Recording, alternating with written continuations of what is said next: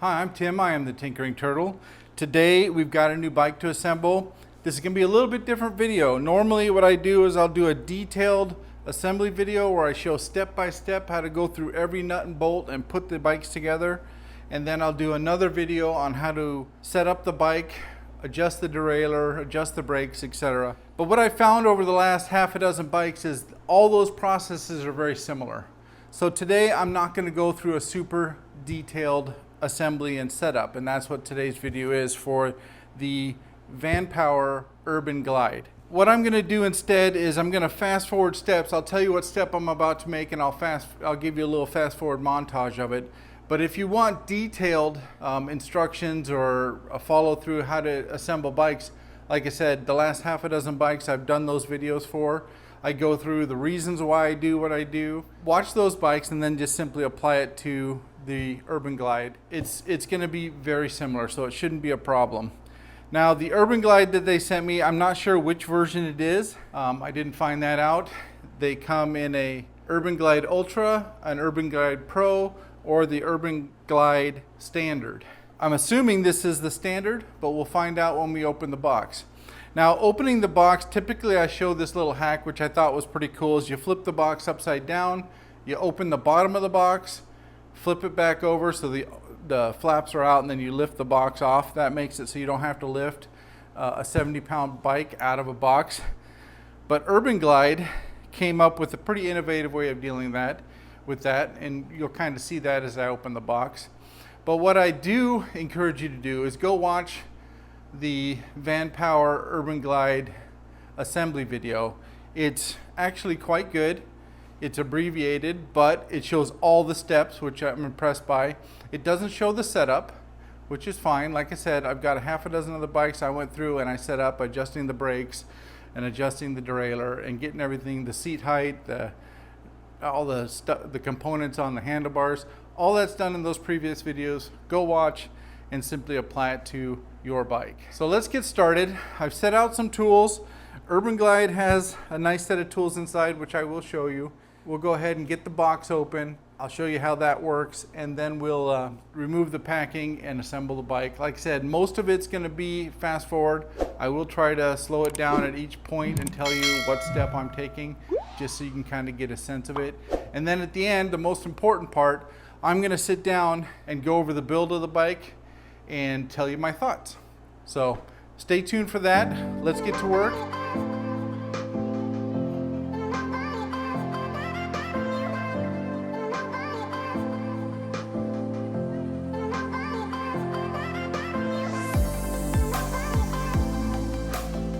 Now the box came in pretty good shape other than the obvious hole in it. I don't think that's going to be a problem with the bike inside.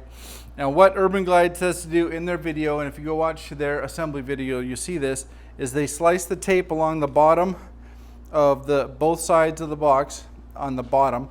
And what they have is they have these plastic straps that are taped down. This is one of the nicer strapping jobs I've seen on bikes coming in, so that's really encouraging. But I'm going to go ahead and do that now.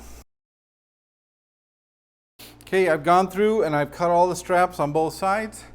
And now it's just a simple matter and uses the integrated handles, one offset from each other on each side of the box, and slowly lift the box off the bike. And I think that is by far the easiest opening and unboxing of the bike itself that I've done in the years that I've been doing YouTube. So I think that's kudos to Vanpowers for that. Now I'm going to go ahead and remove all the packing. I'm going to keep it in the box. This is the same advice I give on all the bikes. Keep the box for a while in case there's an issue with the bike and you need to send it back. Keep all the packing materials. That way you don't have to go purchase anything. If you do, in the rare case you have to send the bike back, then you'll have everything you need.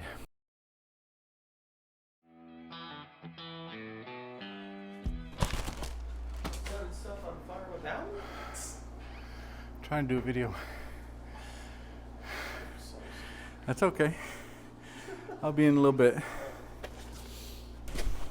That was my son. He's home on leave from the Air Force. Give him a little thumbs up in the comments if you don't mind.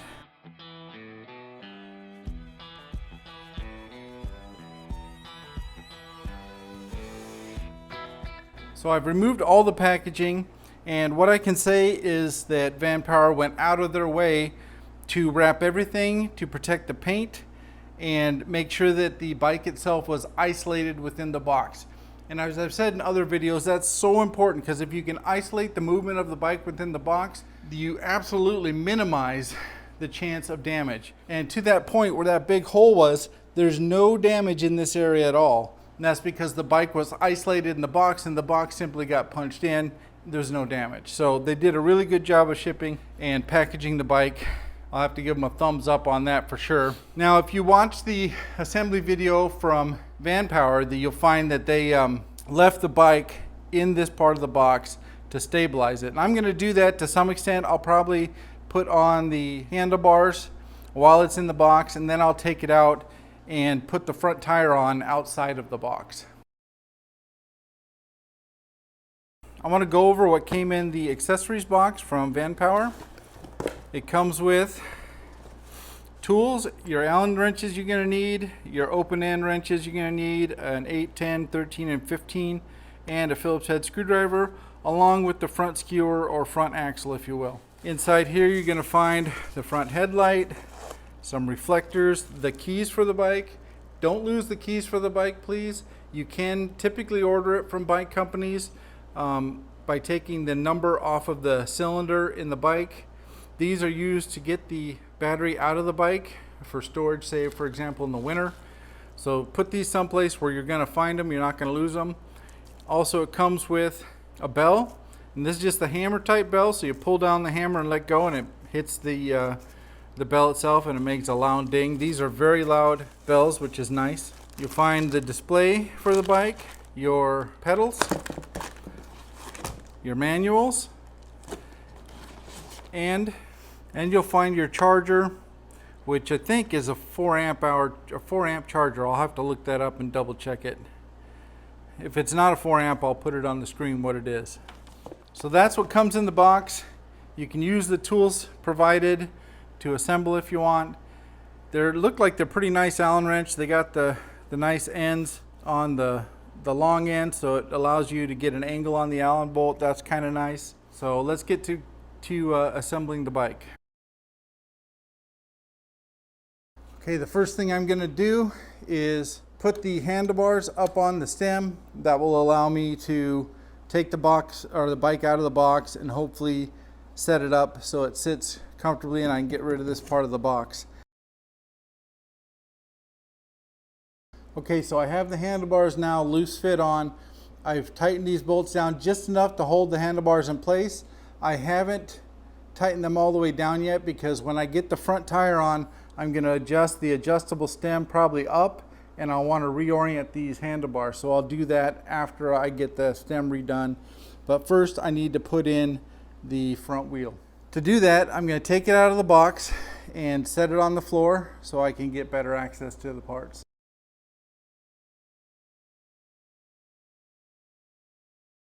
Next step is to put the front tire on. I will point out that there is a spacer that comes installed in the front brakes between the pads, and it's a plastic spacer you have to pull out.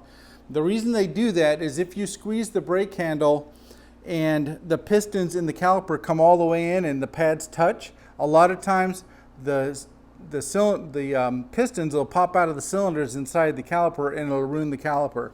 So they put that spacer in there to stop you from accidentally squeezing the brake and ruining the caliper. Don't ever squeeze the brakes on a hydraulic brake bike unless you either have it on the brake rotor, the calipers on the brake rotor, or you have that spacer in. That's very important. Now, before I put the wheel on, I'm going to get some isopropyl alcohol and I'm going to clean off the rotor. And the reason I do that is I don't want any oils or contaminants from the manufacturing process to contaminate the pads. And the reason I do that is then if you do contaminate the pads, you can get squeaking when you apply your brake. So I clean those off right away and make sure that that is not a problem going forward. What I'm going to do is have you hold up the bike, don't touch the brake handles, and I'm going to put the front wheel on. And as you saw, I needed to have my son help me pick up the bike to put the front wheel on. Unlike bikes that have skewers, this one has to have the axle fed through the hole in the front wheel as you put it on. The cam side I put on the same side as the brakes. That's pretty standard with most bikes. And now I'm going to take the nut from the axle that I removed and put back on.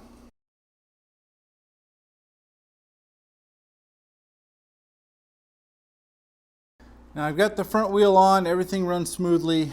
In hindsight, that would have been easier to do if the bike was upside down. I wouldn't have had to have my son hold it.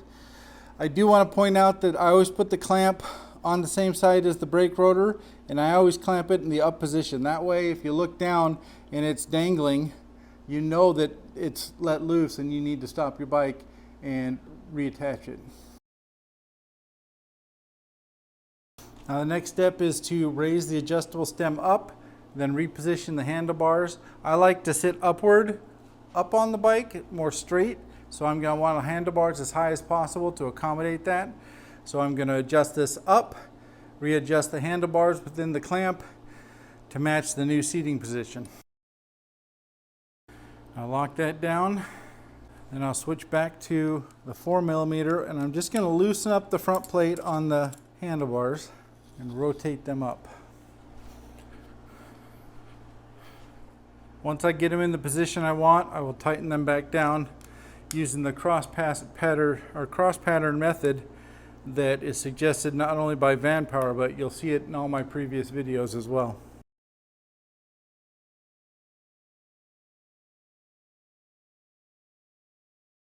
Now we're going to remove this bolt here and install the fender.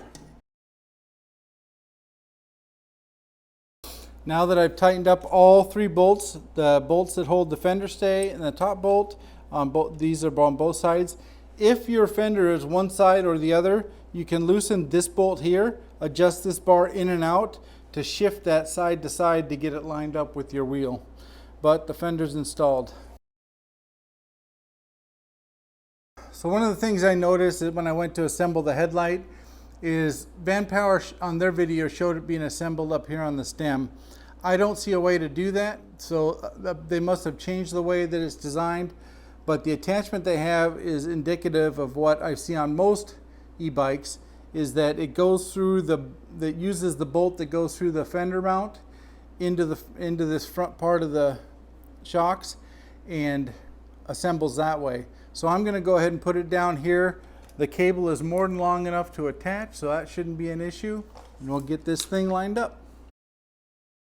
So I've got that tightened, and next we'll install the display.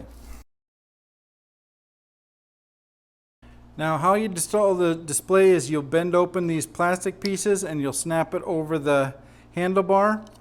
It's got 2 green cables that will attach to the wire bundle, and I'll show you how to do that. I want to point out that the bolts that go in here are loose. We're loose in the packaging, so be careful when you're opening this stuff not to lose those 2 bolts. I've got them set aside for when I put this on.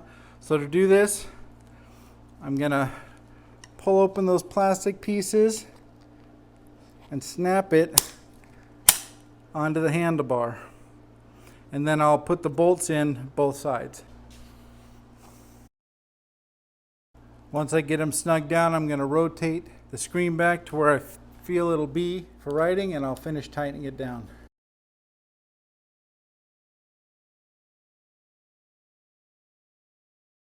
So here are the things about the connectors. You'll find that they're all color coordinated, and they all have a male, which is the green part sticking out, and a female version. They have a slot and a key in them.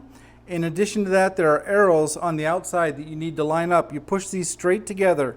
So it's almost impossible to hook these up wrong, because if you connect the color and the male and female that you need to, the other one is the opposite. So it's almost impossible to mess up. You just need to make sure that you line up the slot and the key, and then the pins will line up. You push it straight together. You do not twist these connectors.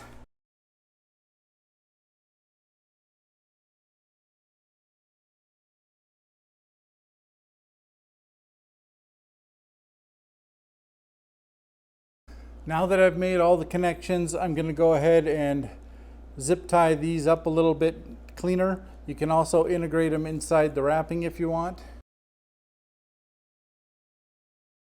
To install the pedals, you're going to remove the little white cap off the end. That's just to protect the threads. And you'll have pedals that have a left and the other one will have a right. This is as you sit on the bike. Left will go on the left side of the bike, right will go on the right side of the bike. So I'll toss the right one over there. The nice part is you're going to have a little sticker on here that shows you which way to turn the threads into the crank arm. But you have to remove that before you can install it. So peel that off. Now the way I remember this is you always rotate it towards the front of the bike. But again, the sticker had the information you needed to put it on. Use the included wrench, 15 millimeter. Make sure this is good and tight. You don't want this coming loose and ruining the threads in the crank arm. Repeat for the other side.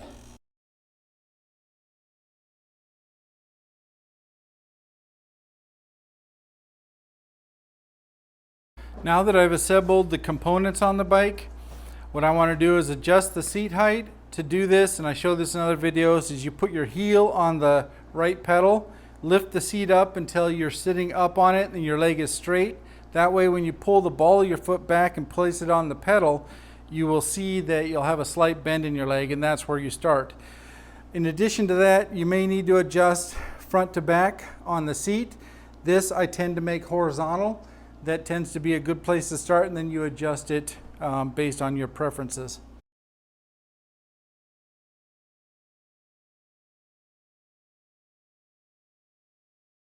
Again, I believe this is the UrbanGlide Ultra. It comes with a suspension seat post, hydraulic brakes, and an adjustable stem. So this is going to be a very comfortable ride right out of the box.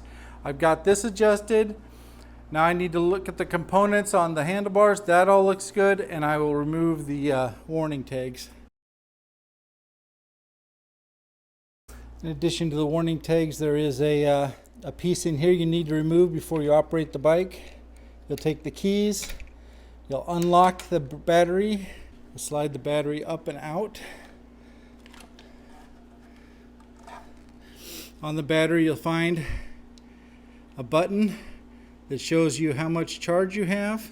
Once you remove this rubber piece, you just simply slide it back into the frame, click it in place, and lock it, and then you can place the rubber cap back in place. I want to point out that you can charge the battery either in the bike, or you can open this rubber cap and you'll have access to the charge port right here. That way you can charge it while it's still on the bike. But the battery is removable so that you can take it out for, say, winter when you store your bike and you don't take the chance of damaging your battery. And I will link the video I did for battery information. I did it for another bike, but I'll link it in the description of this video. Now, just like I did on the front brake, I'm going to clean the rotor on the back brake. I don't need to take it apart to do this. I'll just get a little isopropyl alcohol on a rag, or in this case a shop towel, and I will do both sides of the rotor right on the bike. Now, as you can see, I'm getting little bits of dark stuff off. That's good. I want to get as much of that off as possible. Now that the bike is completely assembled, we're going to do a few adjustments before we turn on the bike and check the electronics. First thing we're going to do is check the brakes and make sure the caliper is aligned on the rotor. And the way you do that is I'm going to lean the bike up on its kickstand, and I'm going to listen. And I hear rubbing. That means the rotor isn't going through the center of the pads, and it's creating a little bit of a resistance. So how you adjust this on a hydraulic brake or bike is really simple. You loosen the two mounting bolts here and here, and then you hold the brake handle up above, and it pulls the pads down onto the rotor and centers the caliper. Then you do quarter turns on both the mounting bolts until they're tight again, then release the brake. And that should center the caliper up on the rotor. The front wheel looks fine, so I don't need to adjust that, but the back wheel does need some adjustment.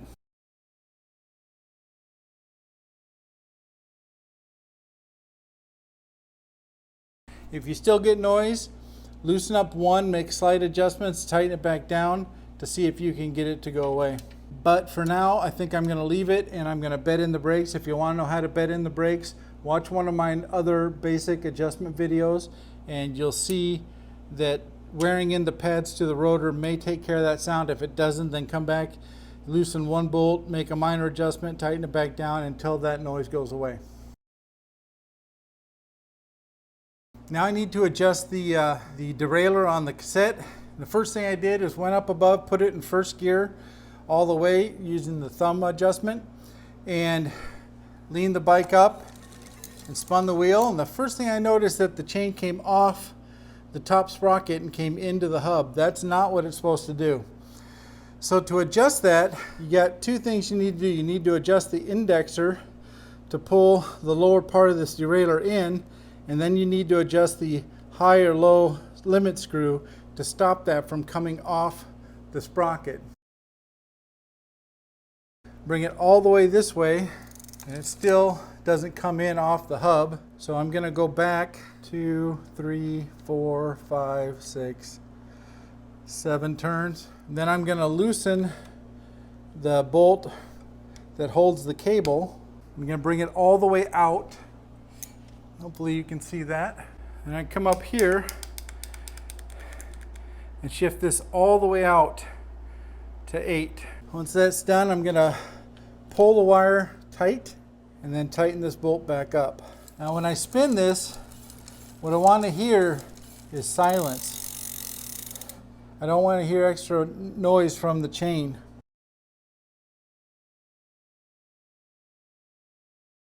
Okay, so on here you're going to find two adjustments. You got the high is this one, that's for the high gear coming into the frame, and then you got the low one. I adjusted the low one in and it pulled the derailleur out, so now I can't go into the motor. That's as far as it can go. It can't go any further. Now I'm going to do the same thing for the bottom. So you need to adjust this one out because I can't get it to go down into those bottom.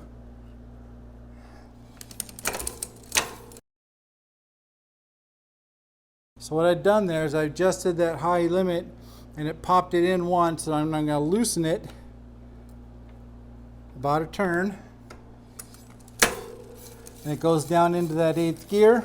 Now the high and low limit are adjusted. The indexer is right on the center and it pops through every gear. That's the adjustment for the indexer. I will say I've never had to adjust the upper and lower limits on an e-bike before, so that is not particularly awesome, but the indexer is something you do usually have to adjust.